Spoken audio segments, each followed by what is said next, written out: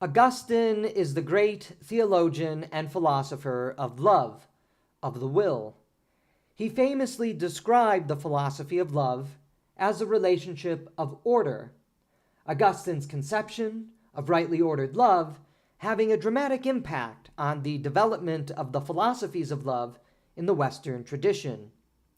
But what exactly did Augustine mean when he described proper loving as rightly ordered love, Ordo Amoris? To understand this, we must first begin with an understanding of Christian theology, God, and the image of God in humans.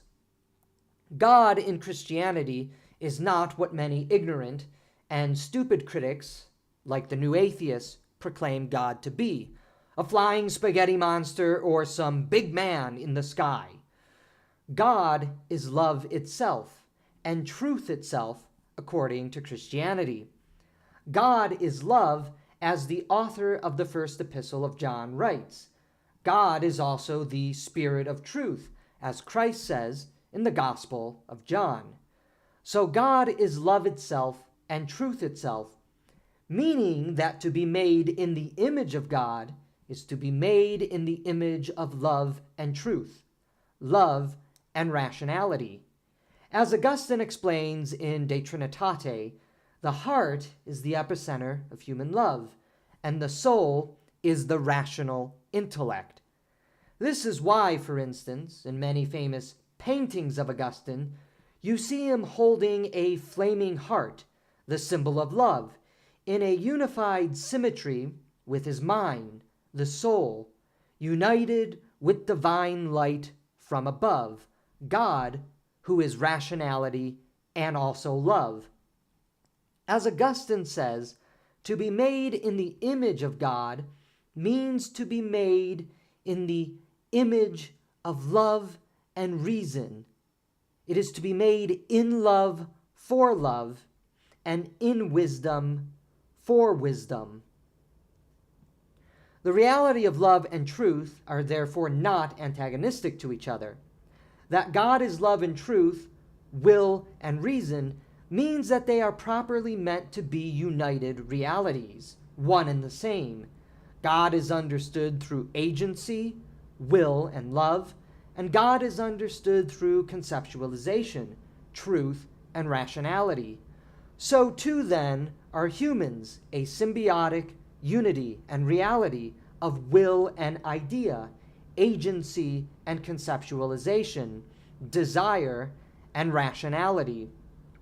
This helps us begin to understand Augustine's various declarations, like in the Confessions, when he proclaims, "My weight is my love. Wherever I go, my love is carrying me," and "I was in love with the idea of love," and "I desired to love and be loved."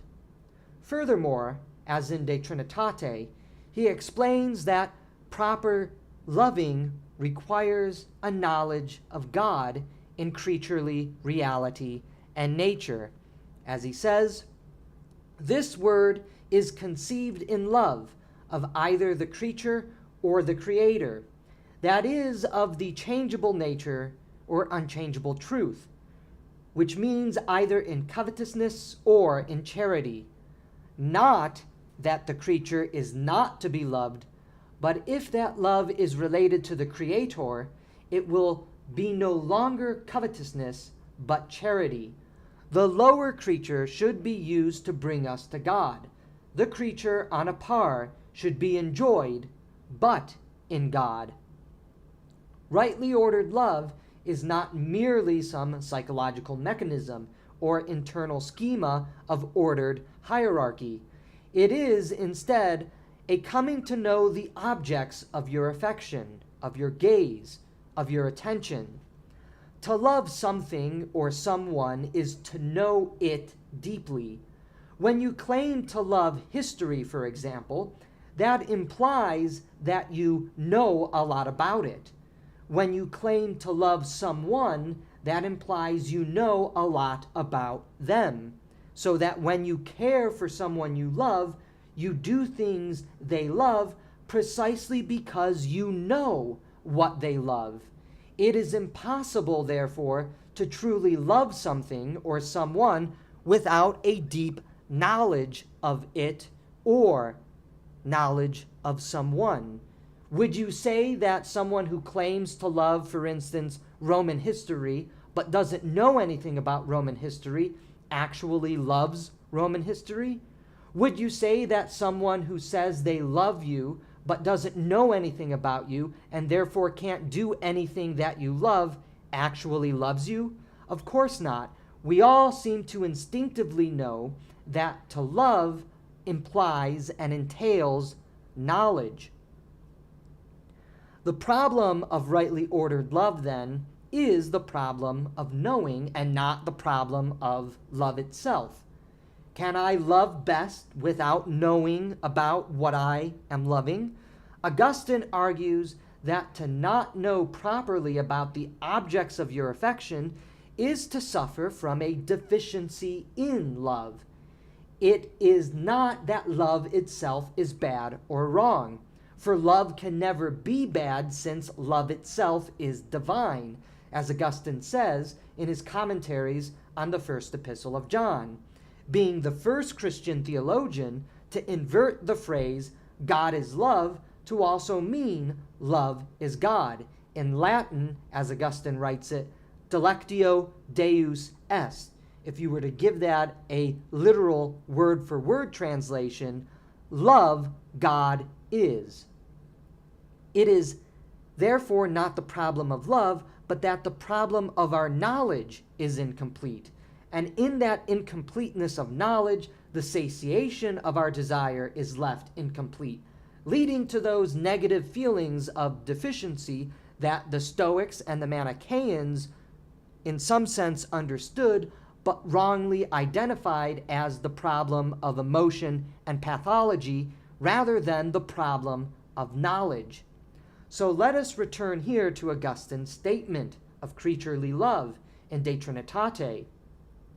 This word is conceived in love of either the creature or the creator, that is, of the changeable nature or unchangeable truth, which means either in covetousness or in charity.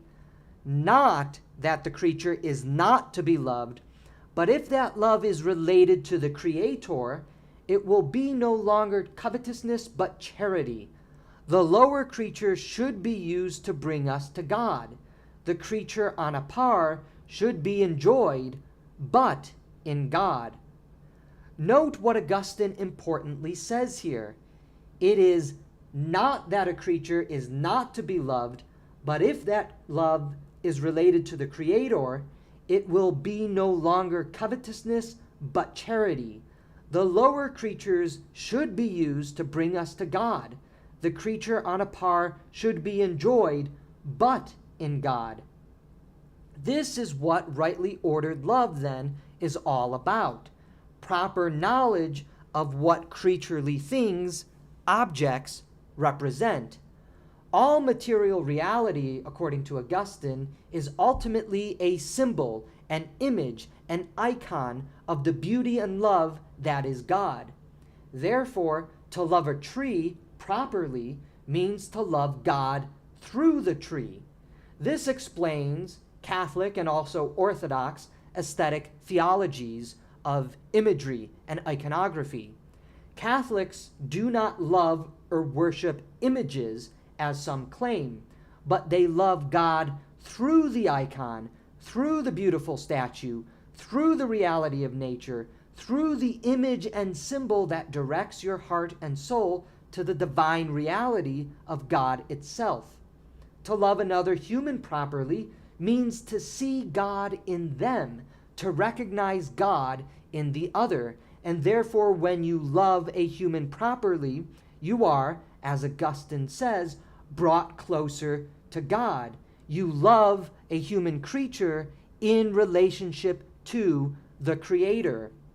When reciprocated by agent objects, by human beings, this produces the joyful passions of love. When God is stripped from the symbols and icons of material things, this becomes idolatry.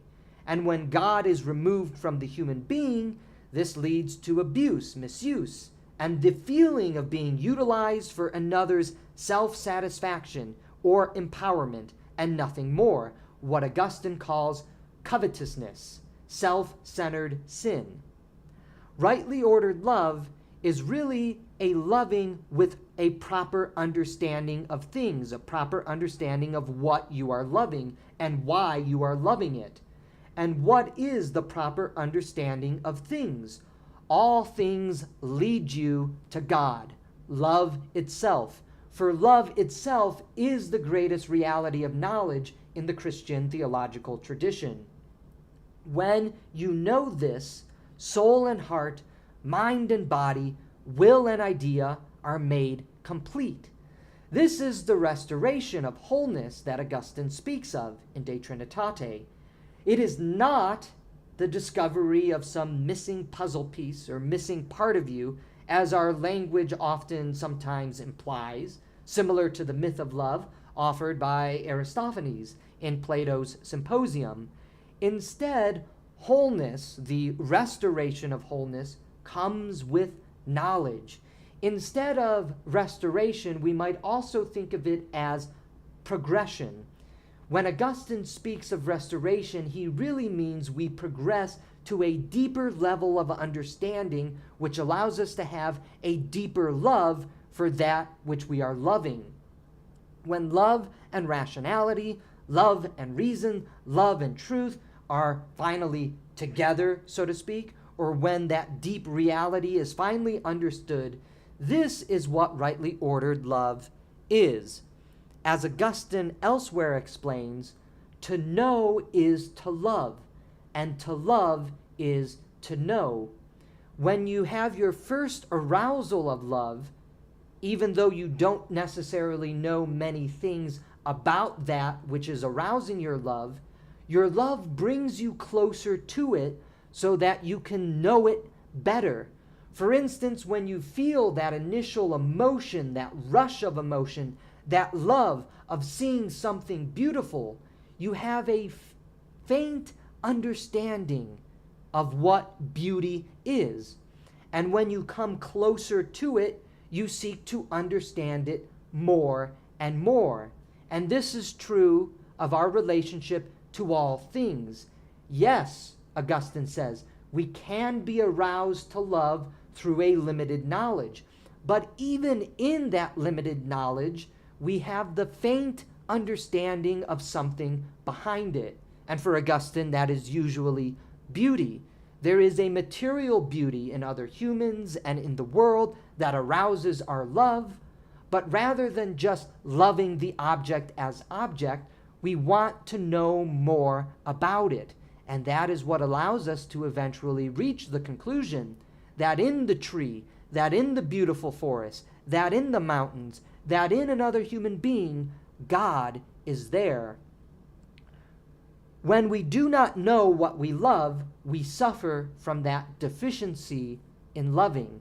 It is not that love itself is bad or wrong, but that the result of our lack of knowledge of the object of our affection is the cause of our feeling a deficiency in love. The tree, worshipped and loved as God instead of as a means to love God, means we have misunderstood the tree, and therefore our love will never be satisfied through the tree. The human or the self, worshipped and loved as God instead of as a means to love God, means we have misunderstood the other person or ourself, and therefore our love will never be satisfied. But when we come to know God through all things, for all things are a symbol of God's beauty and love for Augustine, yes, even the maggot and the fly, as he confusedly mumbles in his treatise, The Literal Meaning of Genesis, questioning why he can't understand the beauty and love of maggots and flies, which, by the way, is all about understanding creation as the expression of God's love, even if we can't seem to understand it, then we have rightly ordered love. When we come to know God through all things, For all things are a symbol of God's beauty and love. That is what rightly ordered love is all about. We cannot have rightly ordered love without proper knowledge.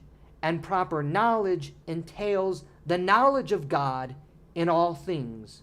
For all things exist because of love, and all things exist in love for love, because love is God, and God is love. Once we understand that, according to Augustine, then we have rightly ordered love.